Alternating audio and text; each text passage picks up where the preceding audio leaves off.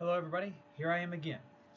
It's kind of a late night for me, but hey, I had a nap this morning, or this afternoon, so I thought, feel like it, so go ahead and do it. I want to talk about a thing that we've been trying to get done here for a while. This is a debate that I've been working on with John Welch, and this is video number 6, 3:30:20. The reason I'm doing this is just to get a video document of everything that's being said.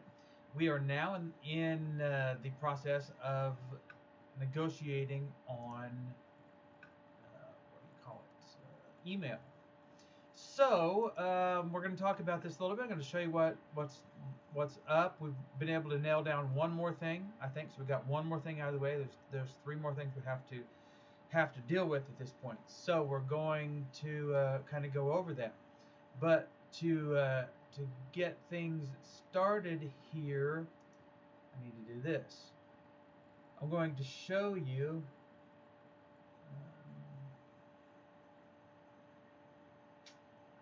what have I done? Well, we don't have it. Well, I'll just have to do it this way. So I messed up. I unplugged my cameras. So I messed this all up, so I had to figure it out. Anyway, so I'm going to show you here. This is the email that I'm sending him after he sent me. I sent this one to him originally. So if you really want to read it, this was in the last video. Those were my proposals. This is what he sent me back. He said, I feel that a 10-minute summary after 2 hours of debate is tedious to the audience and unnecessary.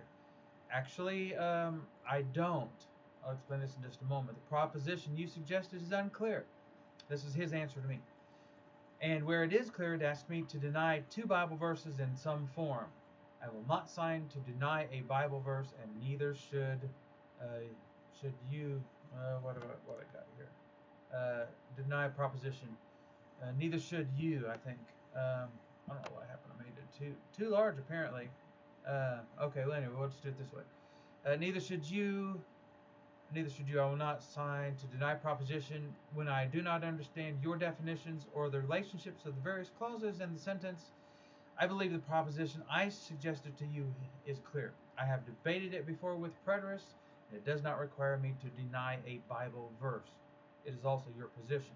I thank him for telling me what my position is. Isn't that the whole point of a debate? I say more about that in just a moment. I do not understand what you suggest in your point number 3. Perhaps it is an acceptance of the 4-night arrangement you mentioned in your point number 4, and I would prefer dates later in the fall, perhaps early November. So here's my answer to this.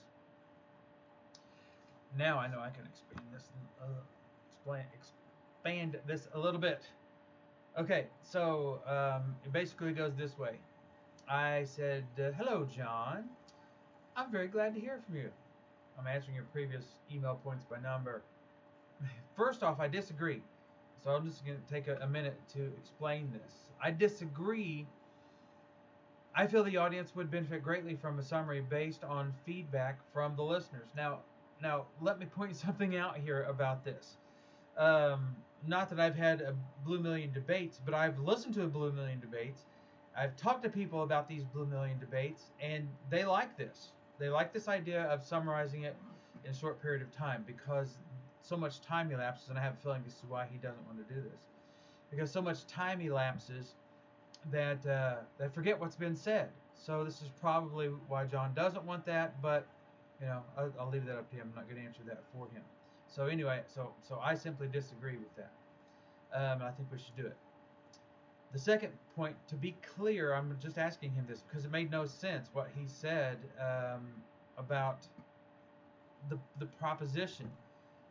Is he actually referring to this proposition? This is basically, other than just coming right out and using the term AD 70, this is basically the proposition that he offered.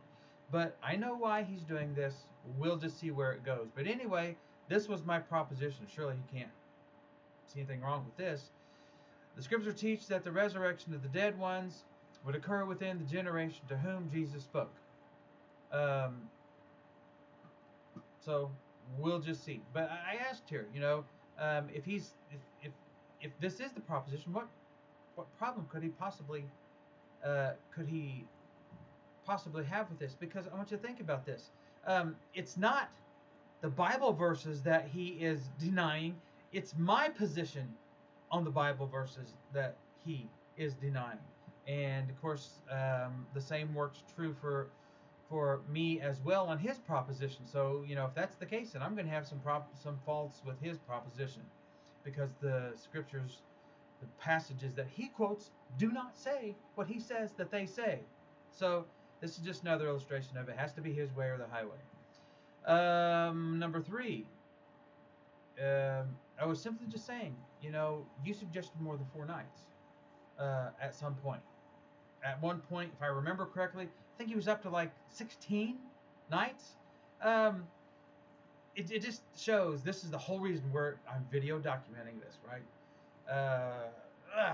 What else do you say? It's very frustrating.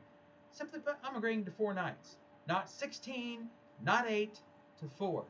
If you want, if you really feel froggy enough to jump for another 4 after this, hey, we'll jump, but let's do 4 and see what happens there. We were having a hard enough time nailing this one down. The next one here is it was about the date.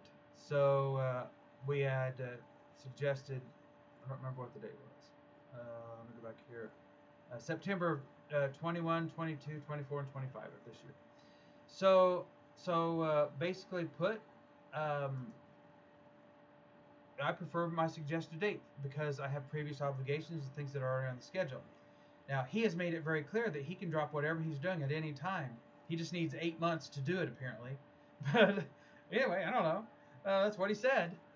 But anyway, I do have previous obligations, things I have already scheduled and that are going on in my life that I can't really get out of. This is a very good date. It was about 6 months, a little better from 6 months from the time. I'm sure he's already been preparing for this because he knows eventually this is going to happen. So that's that. So he said that he preferred, if you look here, point 4, I prefer dates later in the fall, perhaps in early November. Okay, so what about this? Are you saying the first week of November, John Welch? Okay, it's just that simple. All I do is I need an answer. And obviously I have no problem working around the current crisis. It's not like we have a lot of choice to begin with. And I would certainly not nix something like this because of this. So let's get this plan approved. Let's get it in place, and let's see what's going on when the time comes. So essentially, here's what we've got. We've got. I don't think I can show you the full screen. Anyway, this will be good enough. So essentially, what we've got. These are the things that we have agreed to up to this point. If I can get to the next screen. We've agreed to that the debate will be at the High School Road Church of Christ. Each one of us has the right to broadcast and distribute, and so on. 30-minute alternating speeches, which I had suggested previously, 15, 20, and 10, but he didn't want to do that. We agree your position, his position, John Welch's position, is acceptable. Fine, if that's what he wants to debate, it's his proposition. You go ahead, I'll deny it. That's what the debate's about, okay? Just get that. We agree on 4 nights, so we've been able to put one more bullet point up here. There'd be Monday, Tuesday, Friday, Saturday format. So these are the things that we have not agreed on yet.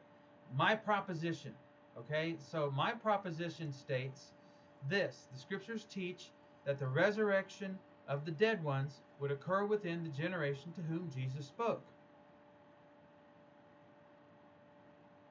Okay, I don't see why that's such a big deal. It's pretty much what he said outside of using his terminology. So, I mean, I'm trying. I'm doing what I can here, all right, to get this done. So there's the. Go back to that one. Okay. So the next thing we need to work on is our 10-minute summary. I still can't understand why the 10-minute summary is a big deal to him. Actually, I do understand it, and I get why he's doing this. And here's what happens, folks. So Whenever somebody wants to debate us, and I'm talking about those of us preachers in the Church of Christ who hold to the preterist viewpoint of eschatology, they're so insecure about what they believe and their beliefs, and they see the fallacy of it. I know this has to be the case. I remember being there, okay? So what they have to do is they have to, as much as possible, stack the deck in their favor. Well, that's impossible because you're coming up against the truth. And every time they claim they win, but the fact of the matter is, when you look at each side, and here's all we're trying to do, okay? This is why the 10-minute summary is important. We're just trying to present the facts to the people so that they can make up their own mind.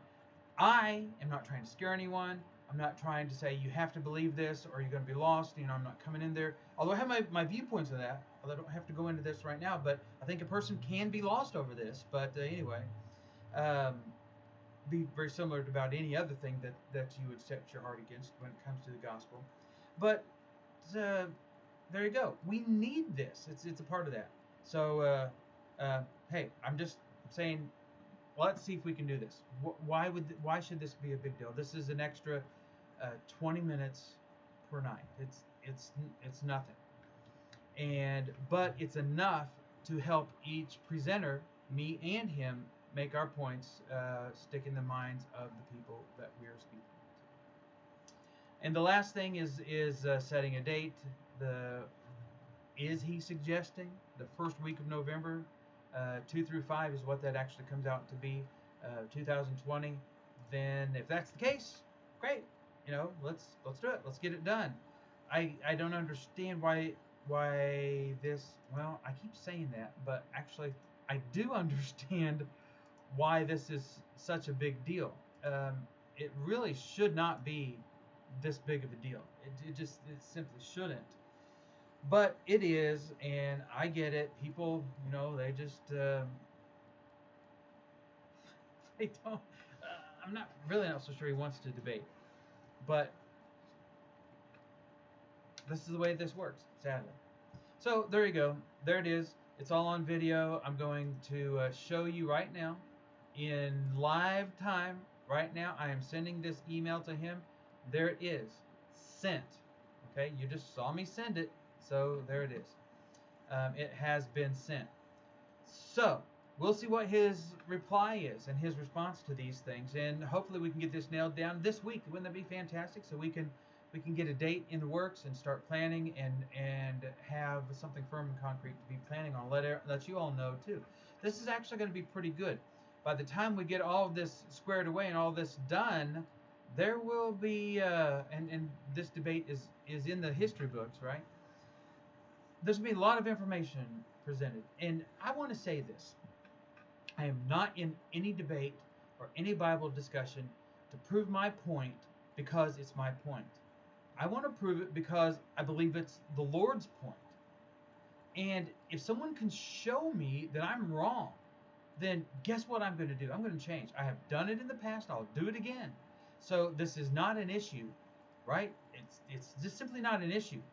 But don't think for even a second that I'm just going to roll over and say, oh, well, yeah, because you begged me to believe it, because you believe it, then I'm going to believe it.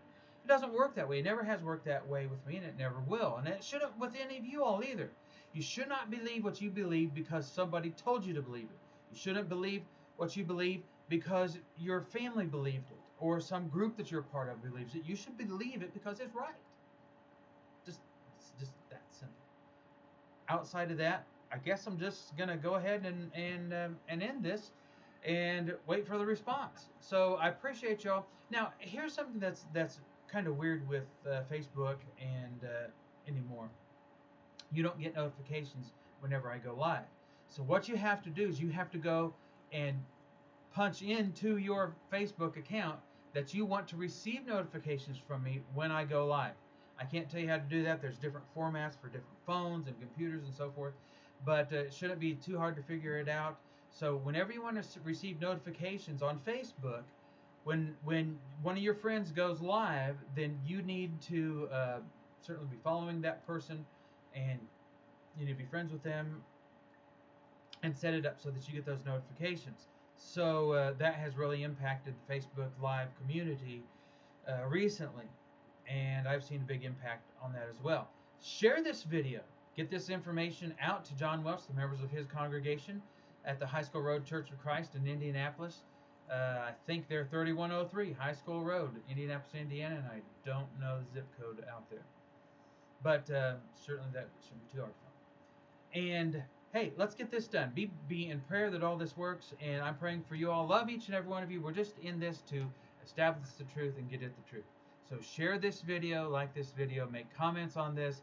Go to Restoration Movement 2.0 on YouTube, and you can see these videos in a playlist, and you can watch them successively and see how the negotiations are going.